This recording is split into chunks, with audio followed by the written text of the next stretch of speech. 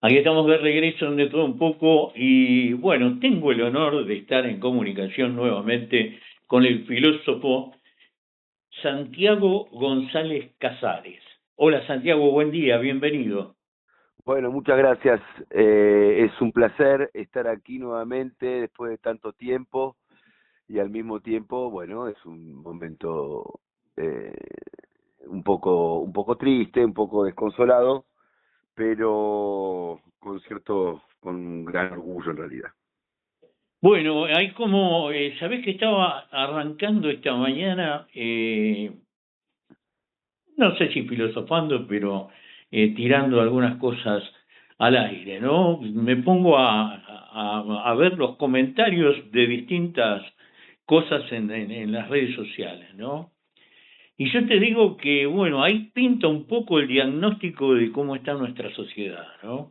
De repente alguien hace alguna pregunta porque no sabe algo y, bueno, la tira ahí, la pregunta, y bueno, hay algunos comentarios razonable, donde le dicen desde su punto de vista, porque también tenemos que ver que cada uno tiene un punto de vista que generalmente suelen ser distintos a los de los demás. A veces se coincide, a veces no.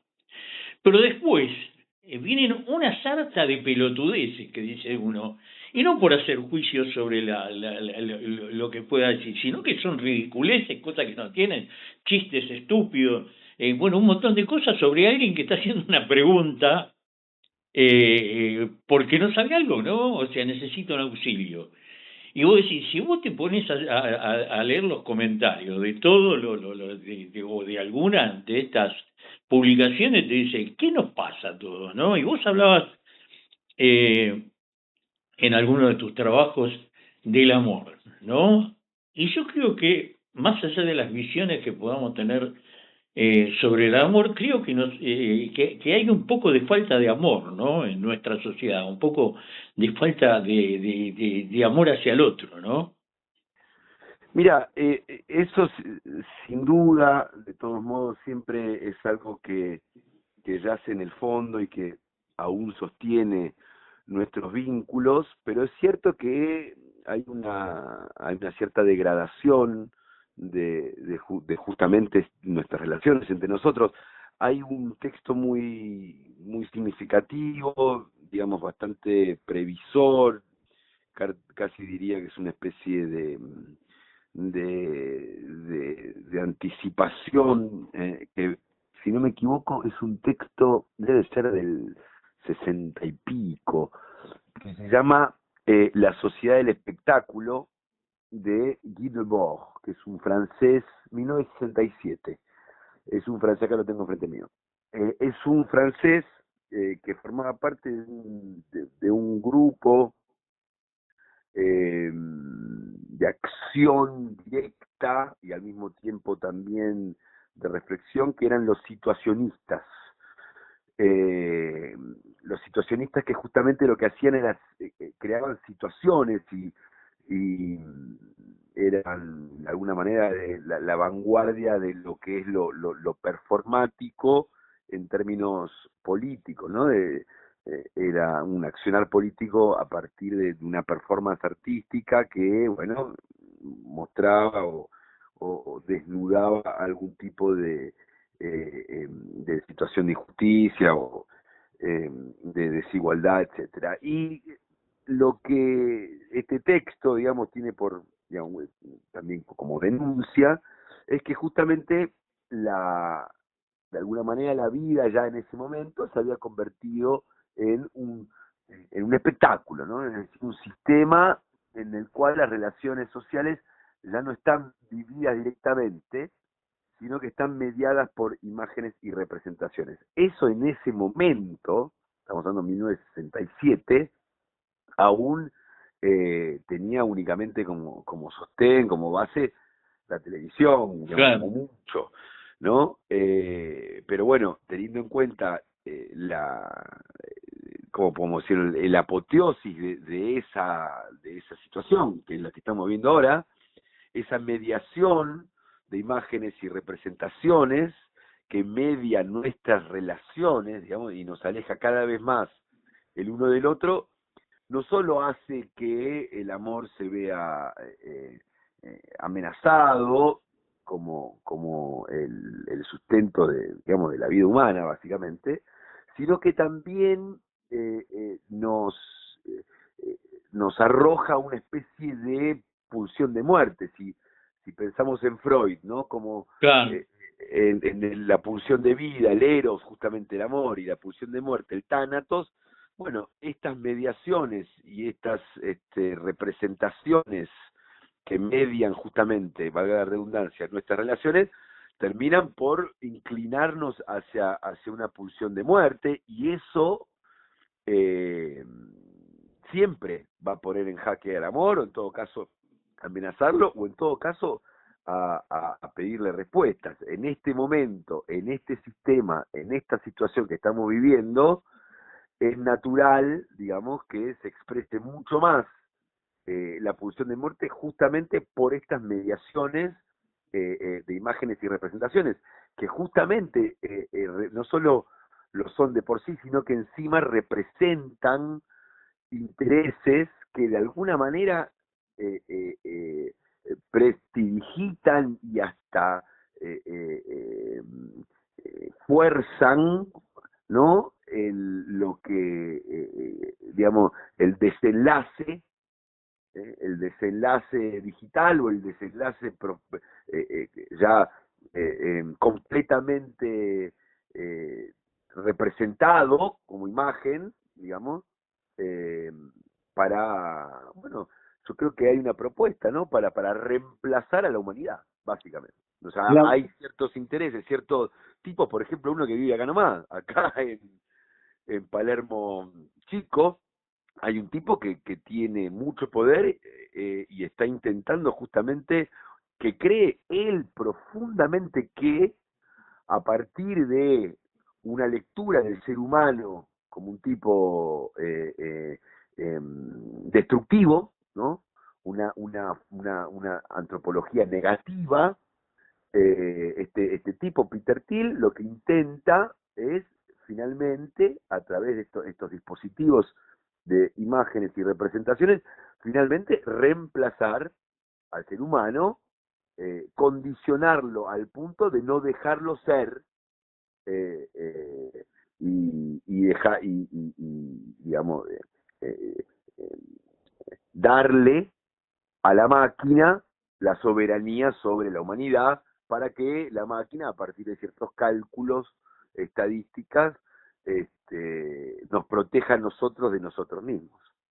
En realidad los protege a ellos, pero nunca tan bien explicado, ¿no? Porque vos fíjate que el amor es el fundamento, ¿no? Por ahí de la humanidad. Yo creo que el ser humano es humano o desde el punto donde puede experimentar amor, ¿no? O sea, no sé si el resto de los reinos pueden experimentarlo, realmente no tengo eh, conocimiento de eso, pero el ser humano tiene dentro de sí las dos cosas, ¿no? Los dos lobos, ¿no? El amor y lo otro, ¿no? Y puede cuando se sitúa y cuando deja fluir el amor, transmuta todo, ¿no? Hasta, qué sé yo, hasta unos ejemplos más burdos, que podría ser la fila de un banco, cuando hay un quilombo en la fila del banco, y cuando hay uno que está bien centrado y que está para todo, ¿no? O sea, como que pone todo en su lugar. Y lo que está haciendo Peter Thiel y todo esto sí es proteger, pero protegerse ellos, ¿no? Reemplazar al resto de la humanidad porque no les gusta, porque no son como ellos, con máquinas, y tener un mundo para ellos. Realmente es tremendo, ¿no? De lo que estamos hablando. Sí, yo creo que realmente hay acá, más allá de la disparidad, más allá de la concentración de la riqueza en estos tipos, Elon Musk, etcétera, yo creo que hay una filosofía detrás que parte del precepto de que el ser humano es un peligro para sí mismo. Y esto es muy importante, y está muy bien hecha tu pregunta, porque el ser humano debe ser reemplazado por algo predecible, por algo previsible. Es decir, el ser humano es un ser vivo determinado a partir de la imprevisibilidad. Y por ende puede, y yo creo que, bueno, estos tipos son la manifestación justamente de que el ser humano puede ser este, perjudicial para sí mismo, y eso es así, digamos, en el fondo Freud tiene razón cuando dice que, bueno, hay un tánatos y ese tánatos puede, digamos, jugarle en contra al Eros y es esa batalla la que puede ganar o perder el amor.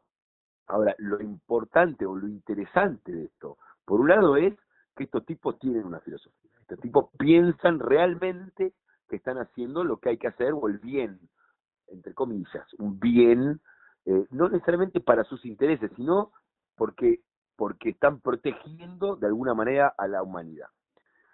Y lo interesante aquí es que, por eso está muy bien tu pregunta, lo interesante es que lo opuesto, digamos, a lo digital, a la razón digital, es justamente la razón erótica, es decir, el amor o la sin razón erótica, que es justamente la gratuidad.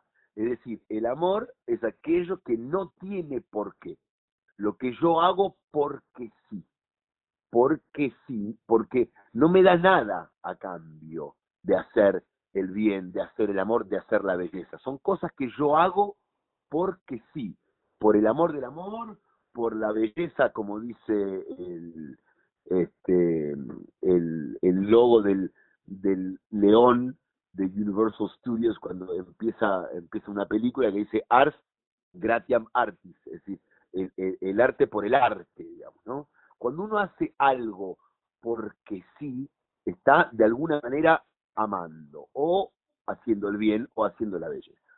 Hay que ver específicamente cuál es esa manera. Pero en todo caso, un segundo, termino el argumento. Sí, Entonces, sí, dale, dale. esa es la erótica. La razón es una sin razón erótica. La razón del amor es lo que uno hace gratuitamente porque sí, no espera nada a cambio de ese gesto de generosidad, de solidaridad o lo que sea.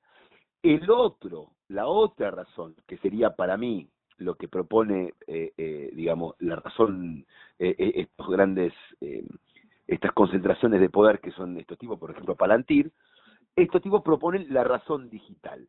¿Qué es la razón digital? Bueno, es una razón que es profundamente racional y propone el cálculo, propone la estadística, propone justamente, como le gustaría a Milei, el sistema de precios, es decir, una razón digital profundamente racional que justamente prevea, prediga y anticipe, ¿m? O hasta no solo anticipe, sino causa, ¿no? Cause los resultados que están predeterminados por esa razón y por esos intereses. Entonces, es la guerra o el combate, digamos, actual, es entre la razón, sin razón, erótica, el amor, lo que uno hace porque sí, la belleza, el bien, y la razón digital, que es lo que uno hace por alguna razón, intentando que algo ocurra. Es decir, yo hago esto porque va a ocurrir tal cosa. Entonces, en en esa operación de la razón digital, lo que queda relegado es la humanidad, es el ser humano. El ser humano es aquel que justamente es impredecible y hace las cosas porque sí. Ahí es profundamente humano. Cuando las hace por interés, está siendo maquinal, digamos, ¿no? Es decir, uno hace algo para obtener algo a cambio. Una especie de lógica de la reciprocidad. En el caso de la razón digital, eso es lo que propone, por eso se da, en el fondo, una lucha conceptual, filosófica, no es una cuestión económico-política. Claro, claro, claro. Eso lo es eventualmente, pero lo que importa acá es que son dos razones contrapuestas.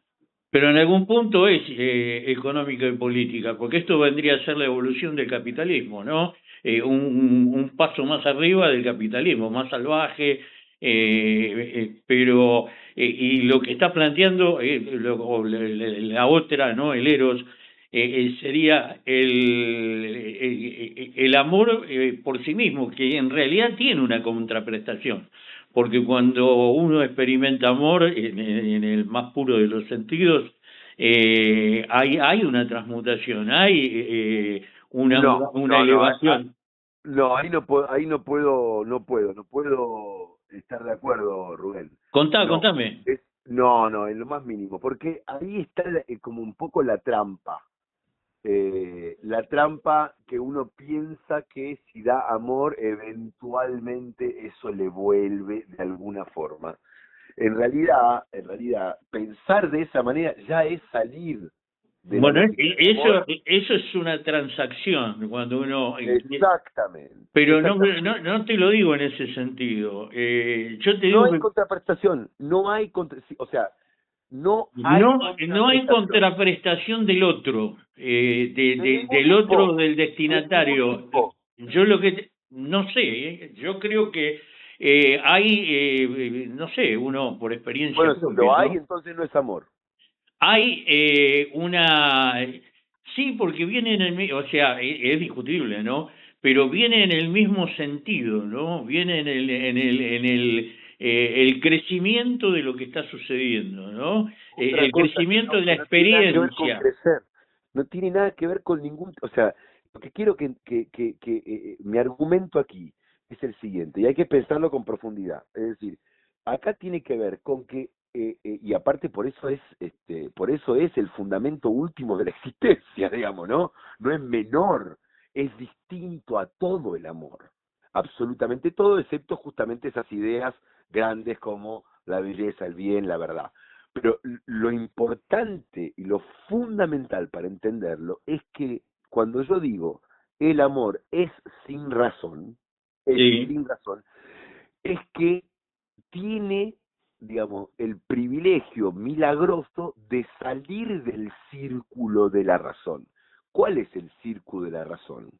Es el principio de razón nacido en el siglo XVIII con Gottlieb Wilhelm Friedrich Leibniz, un filósofo cuasi idealista, pero aún racionalista, que dice el principio de razón se define como nil sine ratione est. Nada es sin razón. Bueno, yo lo completaría. Nada es sin razón excepto el amor. Cuando yo digo que el amor no tiene razón, es que no hay después. No, es que cuando uno hace el amor de pronto vuelve, porque cuando uno hace el amor eventualmente vuelve. No, es justamente aquello que necesariamente se hace en un sentido único, así que no vuelve de ninguna manera, y eso es, y ni siquiera es que uno se siente bien. Es decir, amar a alguien digamos, no tiene ningún tipo Eh, de sentimiento general, pero sobre todo, si hay algo que no hace el amor, digamos, es bien, uno sufre necesariamente, porque ¿qué pasa? Y esa falta de reciprocidad, ese sentido único, hace que uno, a través del amor, salga de sí, sí, igual salga de sí me mismo, parece y eso duele. que tenemos yo te quiero decir una cosa y por ahí no me hago explicar bien. Yo por ahí te lo pongo en otras palabras, ¿no? Lo que el amor crece, eso es lo que te digo, y crece por el mismo amor, o sea, por la misma sin razón, ¿no? No por la contraprestación ni nada, porque uno en Eso sería estado... una consecuencia, crecer sería una consecuencia. Si no tiene Claro, razón, bueno, no tiene consecuencia. No puede crecer algo que es no solo, o sea, que es imposiblemente cuantificable, o sea, perdón, imposible de cuantificar. ¿Cómo va a crecer algo que no tiene, al no tener razón, no tiene número, no tiene cantidad, no tiene volumen? O sea, que hay que pensar el principio del amor, de la gratuidad del amor, de una manera profundamente radical. Es muy radical. No puede crecer porque no entra en la racionalidad, digamos, de la consecuencia. Si el amor crece es porque es cuantificable. Si es cuantificable, lógicamente no es amor. Lo que uno... Bien, puedo coincidir en un montón de cosas, sí, sí. Por ahí no me puedo explicar con lo que te estoy diciendo. No, sí lo entiendo, lo entiendo. Lo que pasa es que un pensamiento radical sobre la erótica, sobre el amor, implica prácticamente sacarlo de la vida. Para pensar el amor hay que sacarlo de lo que sería como lo que llama Husserl el Lebenswelt, el mundo de la vida. Hay que hacer un paréntesis ahí y pensar el amor en sí. Entonces, unos amores fáciles de entender, el amor fácil de entender, por ejemplo, es el amor que uno tiene con un amigo, justamente teniendo en cuenta que ese fue el día del amigo, por la patria, por un hijo, ¿no? Que es el amor que uno da sin esperar nada a cambio, que tiene que ver con el don erótico que uno da sin esperar nada a cambio. Sin esperar nada a cambio implica necesariamente, sin esperar siquiera que crezca. Es decir, es más, de alguna manera, el hecho de que la incertidumbre de si esto puede o no crecer hace que el amor sea posible. Si uno entra en en una lógica de decir, bueno, si yo lo hago, seguramente el otro lo hará, seguramente el otro lo hará y el otro lo hará y va a crecer. No, es más, es muy probable, hay mucha más probabilidad, por eso estos tipos quieren manejar la lógica de la vida a partir de la muerte, que es muy probable que no vuelva, no solo que no vuelva, sino que no crezca, que uno haga el amor y le peguen como a Cristo y lo crucifiquen como a Cristo, porque el amor no tiene o sea, no tiene nada de mundano, no puede entrar en la cuantificación lógica que el mundo o la mundanaización de el amor, digamos, logre o puede hacer. El amor es algo que necesariamente es sin mundo y de alguna manera profundamente diría que el amor de alguna manera no responde a la lógica del ser. El amor es anterior al ser.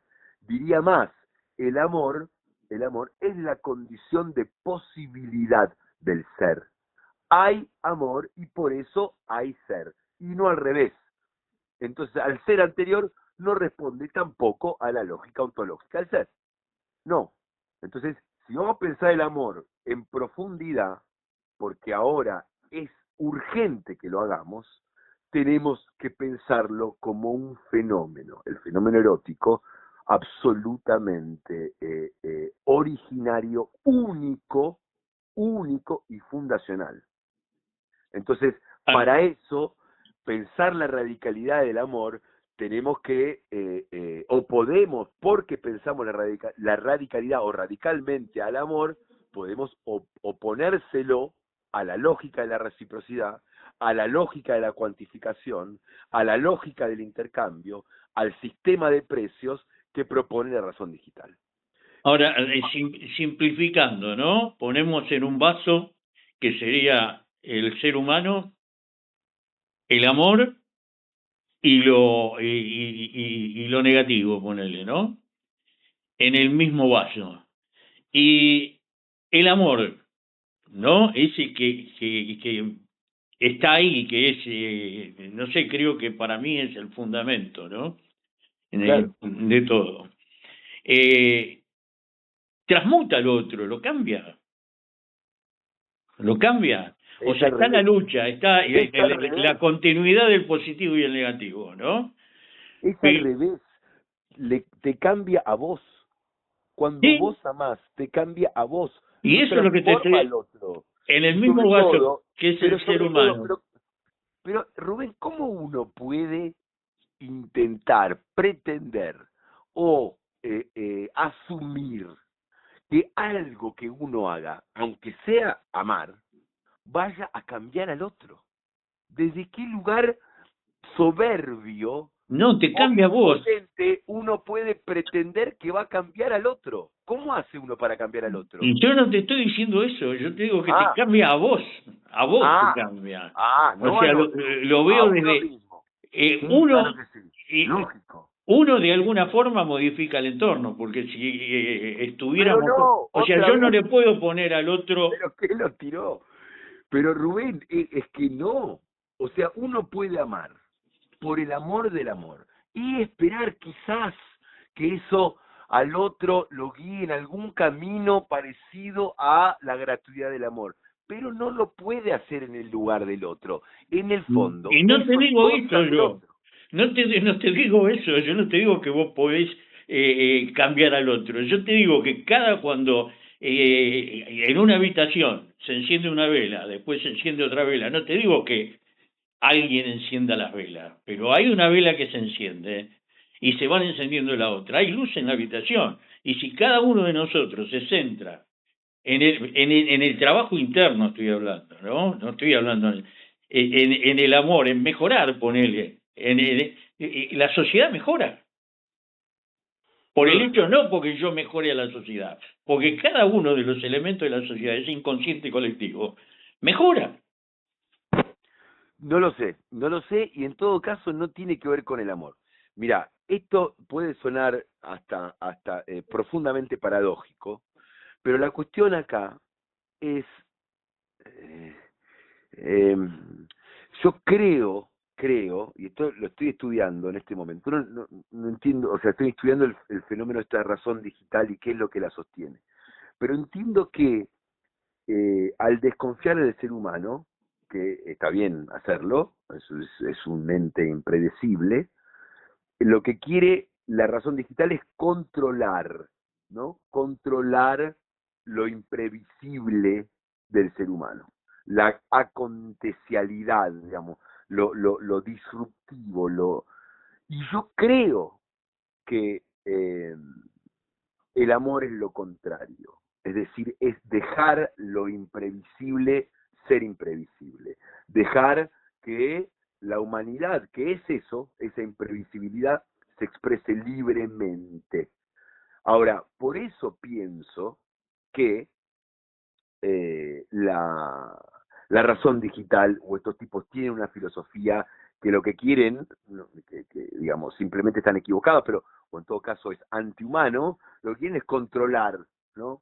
Controlar al ser humano. Y detrás de esto, hasta diría que por ahí puede haber buenas intenciones.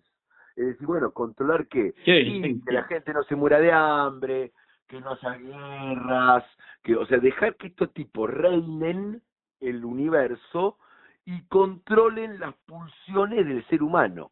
Igual lo disimulan bien, ¿no? Porque dentro de todo, o sea, priva el egoísmo en todo, ¿no? Exactamente, que prime el algoritmo. El algoritmo es justamente, si uno entra A, sale B. Eso es el algoritmo. Es decir, justamente la racionalidad profundamente, más racionalidad no se puede. Diría una racionalidad algebraica. Si pongo A, va a salir B. Cada vez que ponga A, va a salir B. Eso es el algoritmo. Ahora, un ser humano, vos pones A, sale B. Lo pones de vuelta y por ahí sale C. Eso es la humanidad. Y yo no lo sé si la humanidad le sirve a la vida o no le sirve. Yo lo que sé es que la humanidad está definida por la imprevisibilidad del amor. Habita lo ridículo y absurdo que puede ser una canción, lo ridículo y absurdo que puede ser un poema, o una pintura, o una oda a la tierra. Lo ridículo y absurdo que eso puede ser es lo humano. Que le venga bien o mal a la vida, no lo sé, pero en todo caso yo soy un ser Igual, humano y lo voy a por, defender, digamos. por Voy a qué defenderme. ridículo y absurdo? ¿Por qué es ridículo y absurdo? No tiene ningún sentido, porque sale de racionalidad. Es ridículo y es absurdo escribir un poema, porque no produce nada, porque no tiene ningún tipo de impacto, digamos, racional dentro del mundo, porque no responde a la productividad, porque no responde al sistema de precios, porque pierde el tiempo, porque es perder el tiempo que debería estar utilizando el ser humano para producir y producir y producir. Eso es lo que propone la razón digital. Que produzcamos, produzcamos, produzcamos y hagamos las cosas, y hagamos lo menos absurdo, lo menos irracional y lo menos antiproductivo, que por ejemplo puede ser una canción, que puede ser un poema, que puede ser pasarse el día en la cama con una persona que uno ama, en vez de estar produciendo. Entonces, Habría que ir más para atrás en la historia, ¿no? A ver si, porque bueno, si vemos la historia es guerras, ambiciones, egoísmo, pero debe haber alguna etapa o algún lugar donde suceda o haya sucedido lo que vos decís, porque lo en estamos este país, pensando. entre el año 1945 y 1955, por ejemplo, cuando Perón decía que está muy bien el desarrollo, está muy bien ese desarrollo industrial frenético, pero no lo vamos a construir en las espaldas del sufrimiento del trabajador. Sí, sí, el capital al servicio de la economía y está al servicio del bienestar general, ¿no? Exactamente. Entonces, ahí, con derechos, los trabajadores, las vacaciones, está una, una semilla de humanidad. De decir, bueno, produzcamos, todo el mundo que trabaje, pero que trabaje y que ese trabajo no sea un sacrificio, no sea sufrimiento, que el trabajo sea dignidad, Claro. realización, que el trabajo sea entender que el ser humano se realiza en la comunidad y la comunidad para realizarse debe tener al individuo que la realice. Entonces, esa circularidad prodigiosa de un sistema político como ese sostiene a la humanidad, el ser humano en el centro, digamos, Ahora, de la política. ese sistema, ¿no? Vos fijate que todo este tipo de sistemas no se pudo sostener, no porque sea insostenible económicamente, sino porque priva el egoísmo en ciertas clases, con toda la ideología que puedan tener y todo, y operaron en consecuencia, propios y ajenos, ¿no? Entonces, seguimos con el drama de la humanidad. Está en nosotros esto, porque si vas a analizar, analicemos los últimos años, ¿no? Hasta 2015 había una relación distinta, se había revertido la manguera que chorreaba hacia afuera y empezó a chorrear hacia adentro, ¿no? Y había un cierto bienestar, medio cortito, pero muchísimo más de lo que había antes. Y en 10 años volvimos a los años 30 o antes de los años 30. Y es el mismo pueblo. Yo creo que es más profundo aún y es más, ¿cómo decirlo? Digamos, va más, o sea, volver atrás o no lo sé. Lo que quiero decir es que el desarrollo de la técnica que está teniendo una cristalización, una apoteosis en la razón digital, es un dilema o es el dilema que nace con la razón instrumental, es decir, que nace con la edad moderna. La pregunta es si aquello que nació con la edad moderna como una razón instrumental va a ser aún guiado por el ser humano o finalmente finalmente digo, nuevamente haya un cambio de era y el fundamento que estaba en el ser humano a partir de Descartes pase a ser, el fundamento pase a estar en la máquina, fuera del ser humano. Eso puede ser, de alguna manera hay algo que ya está ahí. Ahora, ¿tiene que ver con la política? No, pero en el fondo hay políticas hacia la humanidad y hay políticas, estados que se rigen por políticas que trabajan para la máquina. Entonces, en el fondo, el binomio, el dilema es o nosotros o la máquina, o el ser humano o la máquina. Ahí está la pelea. Bueno, dice que entramos en el antropoceno, que por ahí es el fin del hombre, ¿no? La era marcada por el hombre, por la acción del hombre, y que por ahí nos va a terminar con nuestras propias creaciones, ¿no? Yo por ahí a lo que voy, más mundano, ¿no? Y más, vos ves en una profundidad a veces que trato de alcanzar, pero tenés... No, no es eso, es simplemente que, bueno, me preocupa el tema y quizás a veces mis expresiones no, está no bueno logran porque llegar al logos radial, digamos.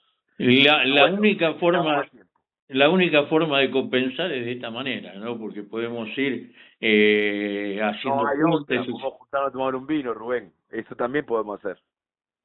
¿Cómo? Podemos juntarnos a tomarnos un vino también. Eso, Eso estaría eso es la buenísimo. otra manera de conversar.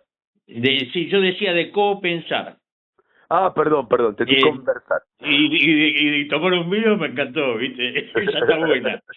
No, te digo, Bueno, volviendo a la acá, ¿no? Yo veo esta lucha estéril entre Cristina y Axel Kicillof, ¿no? En este ah, momento tan sensible, ¿no? Donde a todo el mundo, por lo menos la mayoría de la gente que tengo llegada, está muy en desacuerdo con la pelea, ya sea porque sea especulativa para tener alguna ventaja electoral, yo creo que es totalmente lo contrario, y que no se puede entender. Es decir, si dentro del campo popular, dentro de dos ideas afines, no priva el egoísmo, ¿no? O sea, se invierten los valores.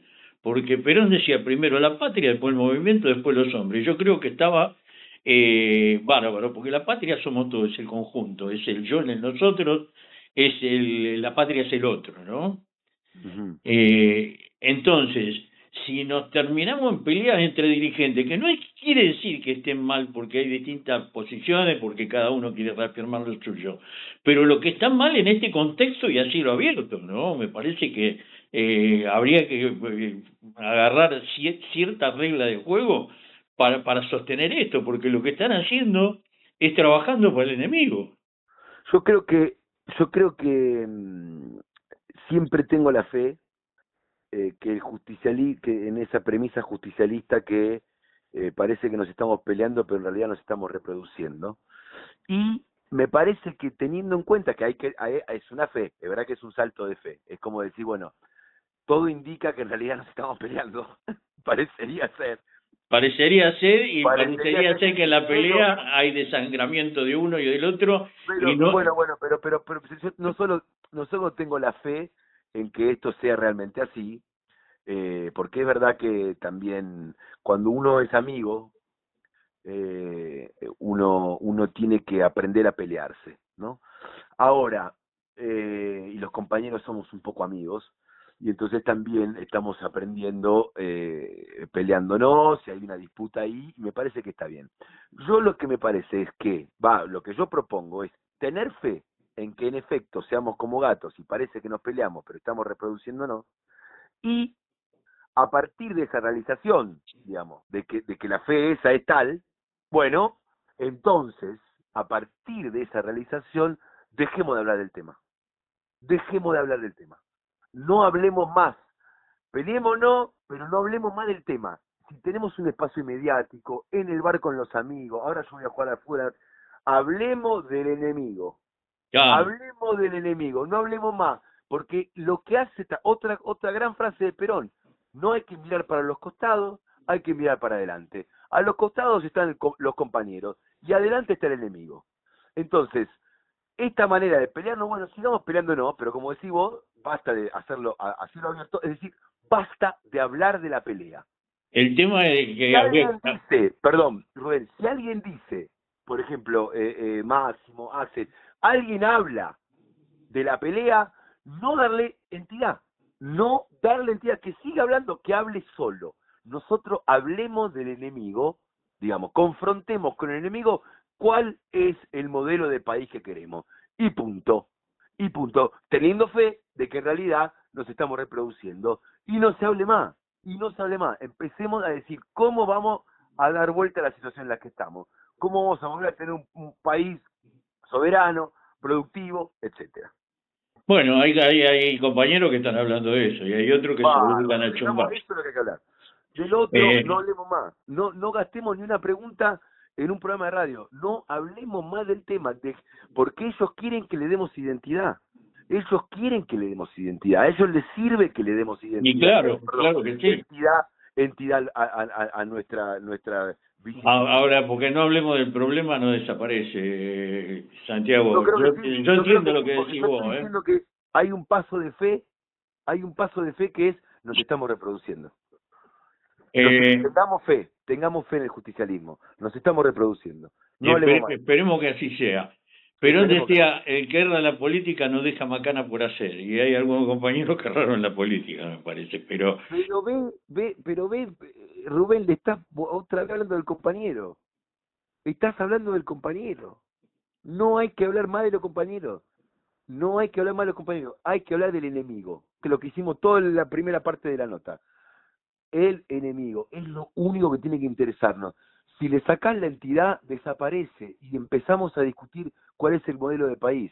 No podemos decir, hay compañeros que están haciendo, ya está, no hay tiempo. Lo que definitivamente el justicialismo es justicialista, no es capitalista, ¿no? Eso hay que poner una...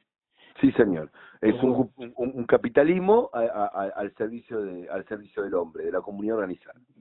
El capital al servicio de la economía, o sea, el capital está, pero en otra función. Santiago, realmente para mí muy enriquecedora la charla, realmente me encantó. Lo mismo digo, compañero, gracias por llamar. Un abrazo gigante y gracias por todos los conceptos y por la paciencia. No, por favor, que sea hasta pronto. Hasta luego, sí. Bueno, espero que les haya gustado la nota, un día movidito hoy y gracias por estar. Recuerden que estamos en www.paisajespersonasypersonajes.com.ar. También estamos en @RubénDanielCian en YouTube. Estamos en Rubén Daniel Cian, Paisajes, Personas y Personajes en Facebook. Rubén Daniel Cian FM 91.5 en Instagram. Y bueno, gracias por estar, gracias por seguirnos, gracias por escucharnos. Estamos viéndonos mañana.